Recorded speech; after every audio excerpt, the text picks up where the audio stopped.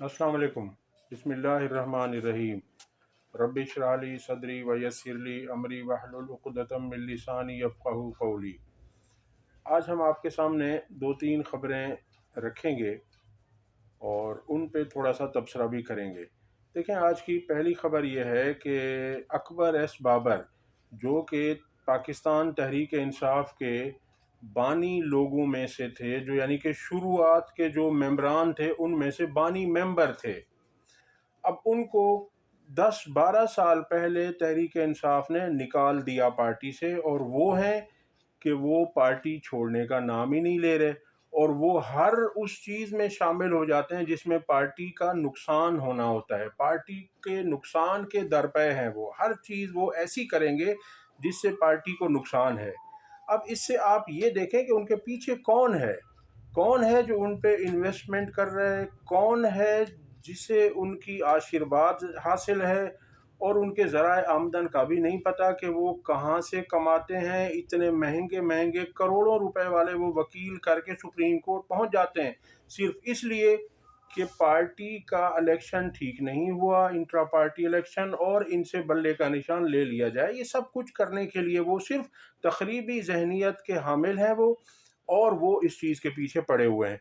अब कल उन्होंने तहरीक इंसाफ तजदीद अहद कौमी कॉन्फ्रेंस बुलाई। कौमी कॉन्फ्रेंस थी और उसमें गिने चुने 1-1.5 दर्जन लोग थे, और उस कॉन्फ्रेंस में फैसले ये किए गए। नंबर 1 ये फैसला था कि टिकटों की तकसीम मुस्तरद कर दी गई। इन्होंने टिकटों की तकसीम मुस्तरद की जो पाकिस्तान तहरीक इंसाफ के चेयरमैन, बानी चेयरमैन इमरान खान साहब और कायम मकाम चेयरमैन अली गौहर साहब ने दिए हैं। उस फैसलों को ये साहब मुस्तरद कर रहे हैं। अब आप अंदाज़ा कीजिए, वही बात है ना कि आप भी अपनी अदाओं पे ज़रा गौर करें, हम अगर अर्ज़ करेंगे तो शिकायत होगी।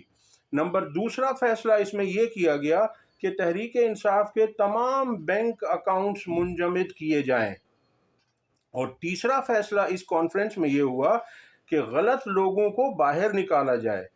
अब ये साहब बताएंगे कि गलत कौन है और सही कौन है, जबकि असल गलत ये खुद हैं, और इसीलिए इनको तहरीक इंसाफ ने निकाला हुआ है, और अब ये दूसरों के बारे में कह रहे हैं। और नंबर चौथा था कि शफाफ इंट्रा पार्टी इलेक्शंस के बाद बल्ले के निशान की वापसी के लिए दरख्वास्त दी जाए। अब ये साहब हैं जो ये कह रहे हैं, और इसमें बात यह है कि आप ये देखें इस वक्त जो कुछ पाकिस्तान में हो रहा है, जो इलेक्शन कमीशन तहरीक इंसाफ के ख़िलाफ़ कर रहा है, तो इसमें कोई बईद भी नहीं है कि ये अगर ये इलेक्शन कमीशन चले जाएं तो इलेक्शन कमीशन इनसे कहे कि जी ठीक है, आप जाएं, पार्टी आपकी है, आप जाकर वहाँ अपना इलेक्शन करें, आप जो है ना चेयरमैन बन जाएं, आप अपने नामजद उम्मीदवार लाएं, आप अपने वोटर लाएं, और आप जो है ना टेक ओवर कर लें इस पार्टी को। लेकिन याद रखिए कि ये पार्टी, इस पार्टी से जो गया वो कहीं का नहीं रहा। इस पार्टी को छोड़कर जो गया वो गुमनामी में चला गया। आपके सामने है, इकबाल अख्तर साहब ने तहरीक इंसाफ नज़रियाती बनाई, लेकिन 2 लोग भी उनके पास नहीं है। और इसी तरह से हाल ही में परवेज़ खटक ने तहरीक इंसाफ पार्लियामेंटेरियन बनाई, और उसके पास कोई कैंडिडेट ही नहीं है। ना वो खुद अपनी सीट जीत पाएंगे और ना उनके पास कोई दूसरा इलेक्शन लड़ने के लिए है। तो ये हालात हैं, और ये साहब हैं कि जो ये पार्टी को, तहरीक इंसाफ को, ये डिक्टेशन दे रहे हैं कि आप ऐसा नहीं करें, आप ऐसा करें, आप ये कर लें, आप वो कर लें।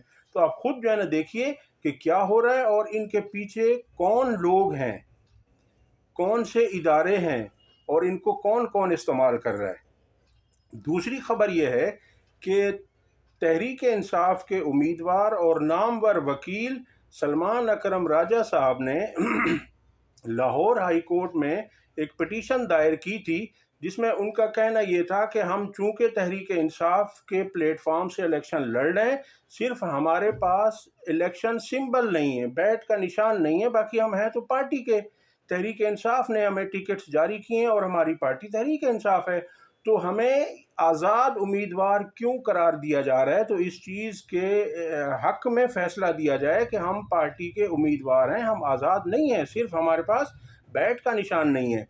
تو اس کو سننے کے لیے ڈبل بینچ تھا جو کہ علی باقر نجوی صاحب کی سربراہی میں تھا۔ تو اس بینچ نے یہ فیصلہ دیا کہ آپ الیکشن کمیشن جائیے، اور الیکشن کمیشن سے کہا کہ الیکشن کمیشن اس شکایت پر قانون کے مطابق فیصلہ کرے، درخواست گزار الیکشن کمیشن سے رابطہ کرے۔ اب یہ ان کو کہا گیا، یعنی کچھ نہیں ہوا، اس آرڈر میں کچھ نہیں ہوا، ایز اٹ از پر ہے یہ کہ جیسے پہلے تھے وہی ہوا۔ کوئی سلمان اکرم راجہ صاحب کی سنوائی نہیں ہوئی، کوئی فیصلہ ان کے حق میں نہیں آیا۔ تیسری خبر یہ ہے کہ سوشل میڈیا کے بارے میں آج کل بہت کچھ ہو رہا ہے کہ جی اس میں یہ ہے وہ ہے، اور یہ فیک نیوز وہ کرتے ہیں، اسپریڈ کرتے ہیں، پھیلاتے ہیں۔ تو میں آپ کو کہوں کہ اس میں جو سوشل میڈیا ہے اس میں بہت ساری چیزیں ایسی ہیں جس نے عوام کو اویئرنیس دی ہے، انہیں شعور دیا ہے، انہیں پتہ چلا ہے کہ اصل کیا ہو رہا ہے ملک میں اور ہونا کیا چاہیے۔ تو اس لیے کچھ لوگ اس کے خلاف ہیں۔ میں آپ کو عرض کروں کہ اس میں جو عمران خان صاحب کا ہیش ٹیگ ہے اس پہ 57 بلین ویوز ہیں، یعنی 57 ارب ویوز عمران خان کے ہیش ٹیگ پر ہیں، جبکہ پیپلز پارٹی کے ہیش ٹیگ پر 6 بلین ویوز ہیں اور نواز شریف کے ہیش ٹیگ پر 3 بلین ویوز ہیں۔ اب آپ اندازہ کریں کہ ان کا مقابلہ عمران خان سے ہو سکتا ہے بھلا؟ کہاں 57 بلین، کہاں 6 بلین اور کہاں 3 بلین۔ اب یہ 3 بلین والے جو صاحب ہیں یہ حکومت کرنے آئے ہیں چوتھی مرتبہ، میں تو اسے 5ویں مرتبہ کہوں گا کیونکہ شہباز شریف بھی تو انہی کا بھائی تھا نا۔ تو اس لیے جناب اب آپ جو ہے نا دیکھیں کہ کیا ہو رہا ہے پاکستان میں، سوچئے اور اس پر غور کیجئے۔ ٹھیک ہے جی، اب میری ویڈیو اگر آپ کو پسند آئی ہو تو اسے لائک کریں، شیئر کریں اور ہمارے چینل کو سبسکرائب کریں۔ اگلی ویڈیو تک اللہ حافظ۔